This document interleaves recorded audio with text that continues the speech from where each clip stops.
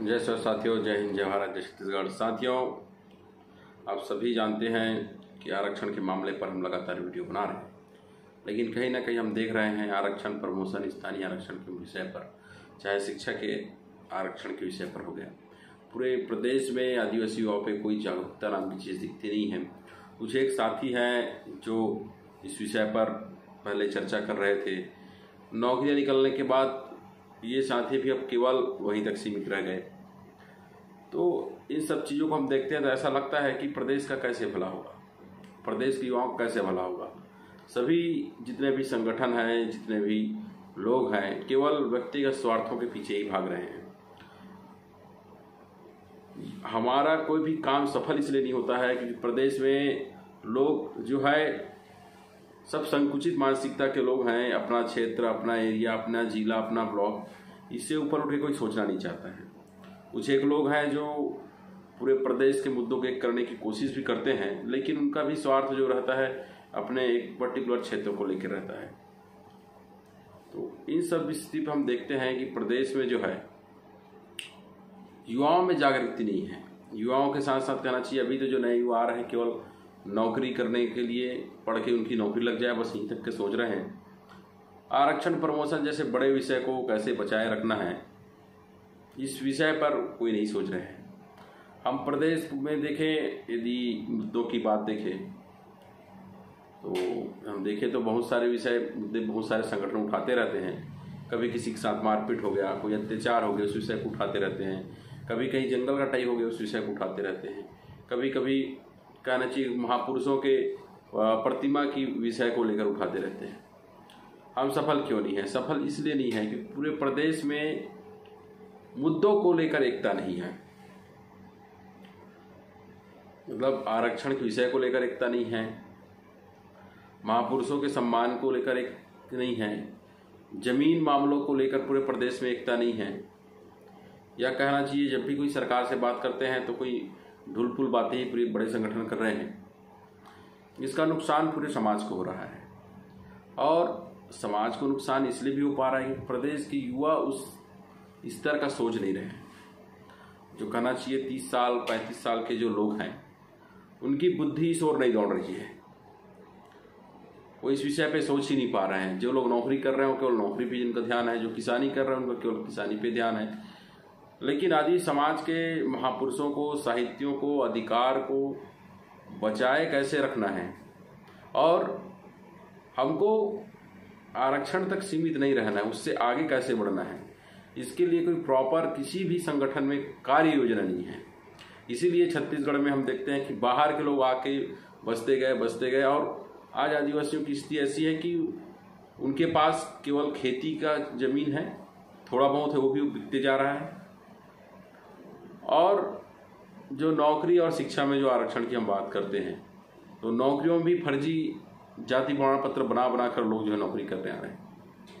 पहले एक जाति सत्यापन जैसी चीज़ होती थी, अब तो उसको ऐसा कर दिया कि जब किसी को तकलीफ होगा तो उसी समय उसका पूरा जो है मिसल दस्तावेज निकाला जाएगा। जाति सत्यापन हो रहा था तो कहीं ना कहीं एक चीज़ जागरूकता आ रही थी कि उनके पास जमीनें कितनी थी। 50, 60, 60 साल में आदिवासी समाज ने कितना जमीन खोया, हर परिवार को पता चल रहा था। कहीं ना कहीं इससे समाज में जागृति आ रही थी भाई, उनको पता चलते गया था कि कोई उनके समाज के लोगों ने जमीन बेचा नहीं है, किसी ने कब्जा कर लिया, या किसी ने बहला फुसला कर या धोखे से कहना चाहिए, या बिना खरीदे बिक्री किए हुई केवल आपसी समझौते में उनको लेके रखे हुए थे। ऐसे सारे जमीन तो हस्तांतरित हुए नहीं थे कि किसी दूसरे के नाम पे चढ़े नहीं थे। इन सारे ये जो सारा अभिलेख निकलने से सारी चीज़ें सही हो रही थी। एक तरह से कहना चाहिए प्रदेश में जो जाति सत्यापन के माध्यम से एक जागरूकता आ रही थी आदिवासियों पे, और उनको पता चल रहा था कि उनकी ज़मीनें कहाँ कहाँ हैं। क्योंकि जनरली हम छत्तीसगढ़ में देखते हैं कि कोई भी ट्राइबल अपना ज़मीन छोड़ के आया रहता है, चाहे वो बेचा रहा है चाहे ना बेचा रहा है, उस ज़मीन पर वापस जाकर वो बसता नहीं था, मतलब उस ज़मीन पर वापस जाता नहीं था। लेकिन वो ज़मीन आज भी उनके नाम भी है। साथ ही ये रही मतलब आदिवासी समाज के विषय थे। लेकिन अभी भी हम पूरे प्रदेश में हम इस चीज़ को देखते हैं कि चाहे ज़मीन का मामला हो, चाहे नौकरी शिक्षा का मामला हो, इस विषय पे पूरे प्रदेश के लोग एक मंच में या एक साथ बात करने की स्थिति में नहीं है। कारण ये है कि सब अलग अलग ग्रुप बनाकर काम कर रहे हैं, और इन ग्रुपों में चलो ग्रुप अलग अलग हो उसमें कोई दिक्कत नहीं है, लेकिन किसी विषय को लेकर एकता नहीं है। सब अपने अपने तरफ खींच खींच के केवल राजनीति करने की सोच रहे हैं।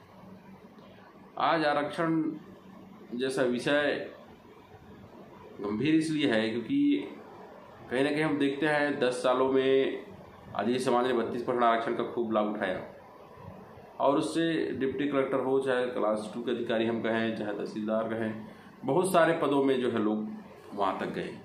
लेकिन इन 10 सालों में जिन जिन लोगों ने नौकरियाँ की, जिन जिन लोगों ने पद उठाया आरक्षण के दम पर, उन लोगों ने कभी भी मुड़ के नहीं देखा कि इस आरक्षण को बजाय कैसे रखना है। वो लोग भी केवल और केवल व्यक्तिवादी सोच के ऊपर आधारित रहे, मतलब ये व्यक्ति अच्छा है ये व्यक्ति बुरा है। कभी मुद्दे को इन लोगों ने कभी नहीं टटोला, उनके तथ्यों को कभी नहीं टटोला। केवल ग्रुपों में श्रद्धा भक्ति रखने के कारण इन लोग का आज स्थिति ऐसी बनी हुई है। अब देखिए शिक्षा में आरक्षण तो ऐसा है कि वो खत्म तो हो गया है कहना चाहिए, क्योंकि एचएलयू में चीज़ अब हो रहा है, 16-20-14 का रोस्टर चल रहा है, तो पूरे प्रदेश में कहीं ना कहीं ये अब तो चलेगा ही।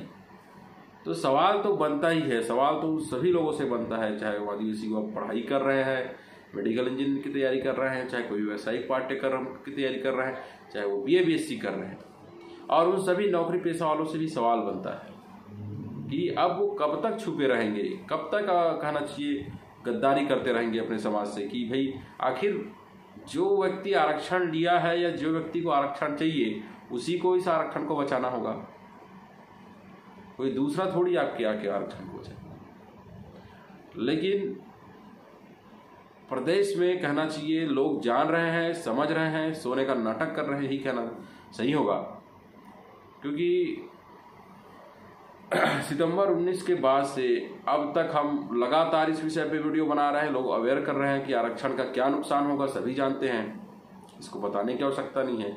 अभी शिक्षा में जो आरक्षण नहीं मिल रहा है उसका क्या नुकसान होगा वो सभी लोग जानते हैं। और मैं तो कहूँगा कि साथियों वीडियोस को आप ज़्यादा शेयर करिए, लोगों को बताइए। यदि आप लोगों तक शेयर नहीं करेंगे, बातों को बताएंगे नहीं, तो लोगों को ऐसे लगने लगा है अभी कि सब चीज़ ठीक हो गया है, सरकार ने सब चीज़ ठीक कर लिया है, 32% मिल रहा है, लेकिन ऐसा कुछ नहीं है।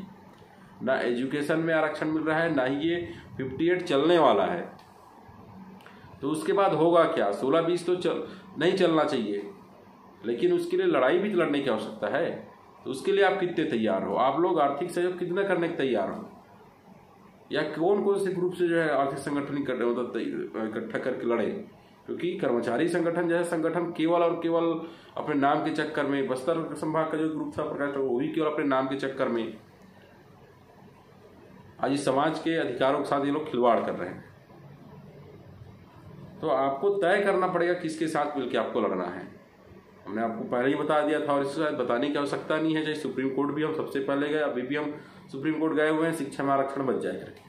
लेकिन जब तक आप सभी लोग सहयोग नहीं करेंगे, साथ नहीं आएंगे, चाहे वो आर्थिक सहयोग हो चाहे आंदोलन के लिए सहयोग हो, तब तक ये लड़ाई अधूरी है। और प्रदेश में मैं कहूँगा कि अभी यदि नहीं लड़े आप लोग, यदि अभी आप लोग अपने अधिकारों के लिए प्रदर्शन नहीं करते हैं, अपने अधिकारों के लिए कानूनी लड़ाई नहीं लड़ते हैं, दो ही तो लड़ाई है। इन विधायकों और सांसदों के ऊपर, विधायकों के ऊपर कहना चाहिए, सांसदों पर क्या करेंगे, विधायकों के ऊपर, इस सरकार के ऊपर, इस कांग्रेस की सरकार के ऊपर जब तक आप दबाव नहीं बनाएंगे, आप तो ये भूल जाइए कि आने वाली कोई सरकार होगी आपको आरक्षण देगा भी।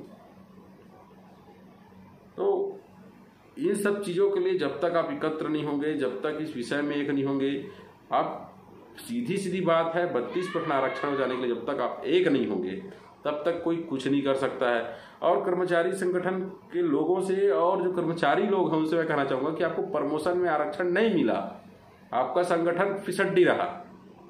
भले ही वो 10 नाटक नौटंकी कर रहा होगा, भले ही सभा कर रहा होगा, बैठक कर रहा होगा, इस सभा और बैठक से आपको क्या फायदा होना है? जो अधिकार मिलना चाहिए, जिस अधिकार को लेने के नाम से आपका संगठन बनाया गया था, वो अधिकार नहीं मिला, मतलब ये संगठन बेकार है। अभी तक वो इस विषय पे कभी इनका बयानबाजी नहीं आया, बल्कि इनके जो समारोह हुआ था, क्या कहना चाहिए, शपथ ग्रहण समारोह, उसमें बोल दिए मुख्यमंत्री आके तुम्हारे आरक्षण प्रमोशन के बारे में मैं नहीं जानता, मेरे घर में कोई पढ़ा लिखा आदमी नहीं है। इसके बाद भी कर्मचारी संगठन उसके इर्द गिर्द चाटुकारिता करते घूम रहे हैं। इससे पूरे प्रदेश के लोगों को समझ जाना चाहिए, साथ आए, मिलजुल कर हम लड़ें। क्योंकि इनके बस की बात नहीं है, इनसे नहीं होने वाला है इसे। आप इस बात को समझ लीजिए। आप सब साथ आएंगे तो मिल के लड़ेंगे और मिलकर बचाएंगे। मैं इसी आशा विश्वास के साथ धन्यवाद।